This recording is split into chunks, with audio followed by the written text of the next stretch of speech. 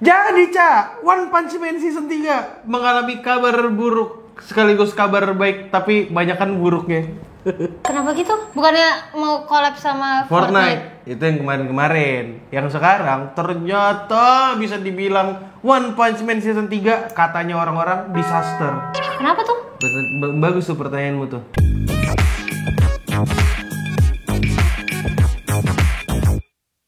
Selamat datang di Berita Lain. Di mana kita memberitakan anime, games, manga, musik, dan berita yang lain. Pokoknya berita yang berbicara tentang anime, manga, dan Jepangan, dan J-pop, kuda-kudaan kalau Pokoknya ada. kuda-kudaan. Tapi hari ini ada berita kuda nggak? Nggak ada sih. Ya. Nanti dulu berita kudanya, ini berita lebih penting. Lebih penting? Iya. Penting banget. Betul. Kenapa tuh? Karena One Punch Man Season 3 sebulan lagi tayang, tapi baru mengumumkan sutradaranya literally kayak 3 hari lalu. Jadi kayak, enggak, mungkin konsepnya tuh kayak surprise gitu. Nggak mau ngasih tau dulu. Atau mungkin dia tahu nih, waduh, ini respon teaser dari trailer season 3 jelek nih. Ini kita sembunyi dulu. Mendadak aja deh gitu. Biar takutnya mengurangi ini kekeosan. Iya, jadi akhirnya terungkap nih kalau ternyata nama direkturnya itu adalah Nagai Shinpei. Nah, dia sebenarnya punya banyak portofolio kayak ngerjakan banyak animenya. Ada banyak anime yang dikerjakan sebagai storyboard atau animator atau apapun itu. Tapi Masalahnya pengumumannya mendadak banget nih. Kenapa baru hamil sebulan? Sebulan ya. Baru diumumkan kayak Takut kayak. betul. Nah, ada beberapa orang yang berpikir atau berasumsi kalau mereka takut. Ini aku ketemu di Twitter, beberapa orang itu berasumsi kalau sengaja disembunyikan biar nggak dibully secara online. Jadi kan soalnya gini, dari trailernya aja, dari trailer pertama itu kayak ya biasa aja sih. Terus trailer kedua sampai trailer terakhir yang cuma 15 detik dan nggak ada animasinya, cuma mulut gerak-gerak sama karakter gitu doang. Mungkin takut dibully, takut dimarah-marahin. Apalagi ada insiden di AX Anime Expo kemarin kan, yang mereka pasang banner gede tapi nggak ngasih pengumuman apa-apa. Iya. Nah itu juga mungkin jadi takutnya kayak untuk gitu. mengurangi kekeosan. Ya udahlah katanya itu. Kita kasih hamil sebulan lah baru kita review. Sebulan baru reveal. Nah, gimana menurut kalian? Kira-kira apakah ada harapan untuk One Punch Man Season 3? Berita selanjutnya nih, Ca. Apa tuh? One Punch Man lagi. Apa yang lagi? Iya, ini aku dapatnya kayak setelah pengumuman tadi. Kenapa tuh? Jadi pada dasarnya sutradara dari One Punch Man Season 3 itu dibully. Maksudnya bukan dibully in general sih, tapi dikata-katain. Kenapa dia Orang-orang makin ragu sama kerjaannya dia. Kenapa? Karena dia pernah ngerjakan anime hentong. Emang Man of kenapa? Culture. Bukannya beberapa director juga kayak gitu? Sebenarnya kayak gini ya beneran wajar. Tapi kayaknya nih karena OPM ini lagi digoreng. Iya. Jadi kayak ada celah dikit goreng gitu. Iya, ada jadi celah makanya dikit directornya goreng. kena nih. Iya. Padahal sebenarnya mah ya nggak apa-apa aja nggak sih? Ya kalau menurutku sih ya udah gitu. Kan yang penting dilihat. Kualitas Kan yang penting dari anime yang dikerjainnya. Jadi ya sekali lagi, aku bukannya bermaksud ngebully atau apa ya, cuma ya aku kasihan sama direkturnya sebenarnya. Benar. Nah sekarang gimana menurut kalian? Kira-kira apakah ini akan mempengaruhi kualitas dari One Punch Man hanya karena direkturnya pernah bekerja di anime hentong? Berita selanjutnya, Ca. Berita dari game kesukaanku. Apa Uma Musume? Bukan. Kimi no Aiba. Blue Archive.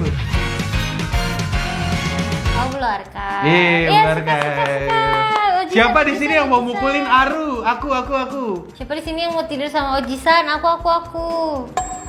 Aku jual Lujisan. Nah, jadi yang terjadi dalam Blue Archive adalah Blue Archive kena hack. Kalau nggak salah di tanggal 31 September kemarin. 29 31 30 31 pokoknya sekitar itulah mereka kena hack. Nah, jadi hacknya apa nih? hacknya tuh Gak bisa diakses atau hacknya itu bisa dibilang agak kocak, tapi ya jatuhnya kayak bahan meme gitu. Tahu lah bagaimana player Blue Archive dengan meme-nya. Dan kalau sekarang hacknya itu sebenarnya jujur-jujuran aja, dilihatnya tuh bukan sesuatu, kalau dilihat sekilas ya, kayak bukan sesuatu yang harmless. Jadi banner ini kan kalau misalnya di pojok kiri bawah tuh ada biasa banner-banner event itu apa kan? Nah, kalau waktu di hack, gambarnya diganti jadi kayak gambar Koyuki. Waktu diklik, gambarnya Koyuki terus nya gitu.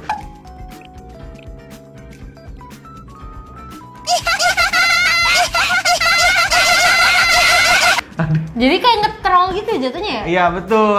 Waktu datang ke kafenya, isinya semua Koyuki. Kita nggak bisa nge-invite yang lain.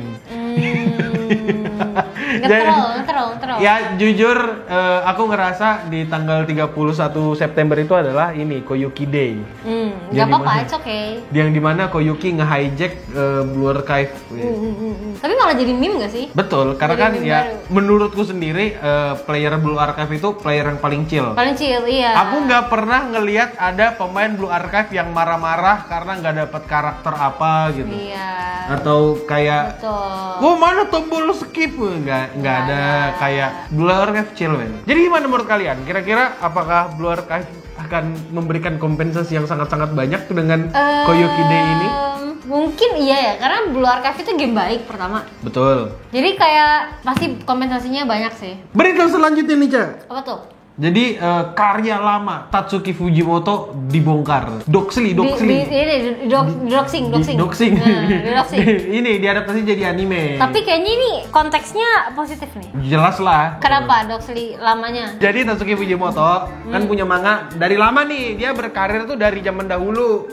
Ya kan kayak dahulu banget. Kayak udah lama banget gitu. Sebenarnya nggak lama-lama banget sih. Dia jujur dia masih muda. Jadi pada dasarnya Tatsuki Fujimoto tuh dari umur 17 tahun bikin short manga yang sudah dikompetisikan, menang apa segala gitu kan.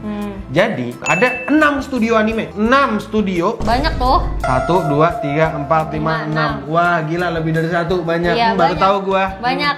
Banyak. Benar, Jadi baru 6 tahu. studio anime itu mau ngapain? Mau bangun rumah kata gua. Mau rumah bareng. Nanya lagi bikin anime lah. Pertanyaan macam apa itu? Dibikin anime. Jadi kayak 6 bikin anime Tatsuki Fujimoto yang jadi projectnya ini namanya Tatsuki Fujimoto 17 sampai 26 gitu. 17 sampai 26 ini angka apa? Menggambarkan Jadi apa? menggambarkan dari karyanya waktu 17 tahun sampai 26 tahun. Oh. Jadi jauh, kayaknya gak jauh-jauh amat sebelum Fire Punch atau Chainsaw Man terkenal.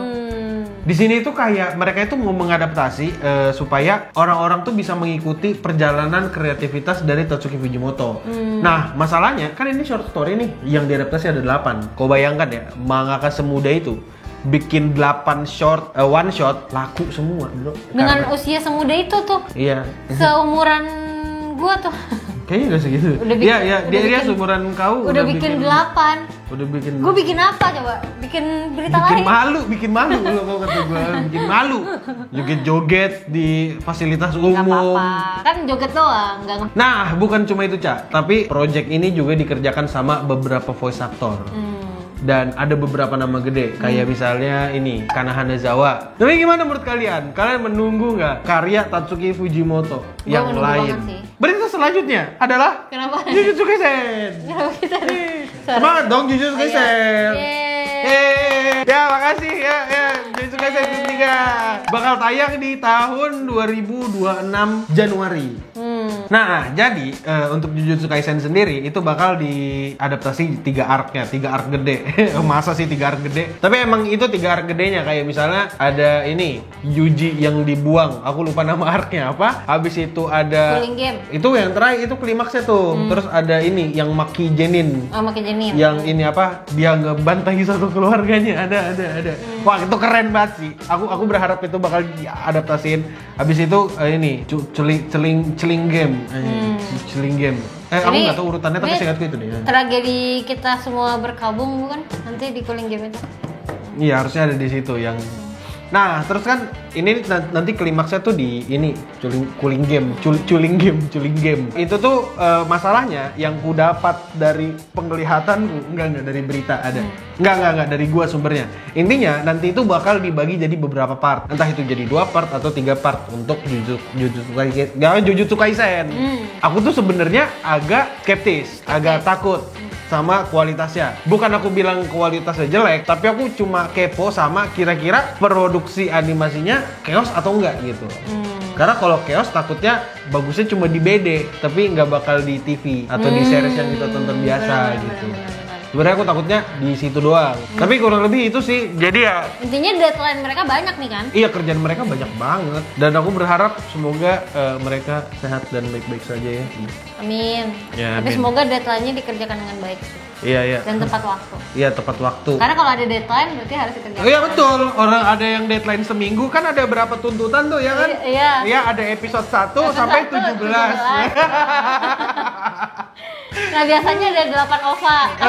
Opanya ada 8. Harus kerjain tuh. Ini opanya deadline-nya panjang nih, setahun. Iya, Atau enggak setahun. kayak Desember di akhir, nggak tahu dah kalau Kerjain. Iya. Karena tugasnya sebagai studio harus mengerjakan Iya itu. betul. Jadi Masa yang ngerjain penonton? Iya, jadi kalau dikasih deadline jangan protes, kerjain. Kita udah bayar, udah nonton iklan, nonton iklan, udah datang udah ke event, langganan juga. Ih, Masa nggak dikerjain? Masa nggak dikerjain? Kerjain Pak.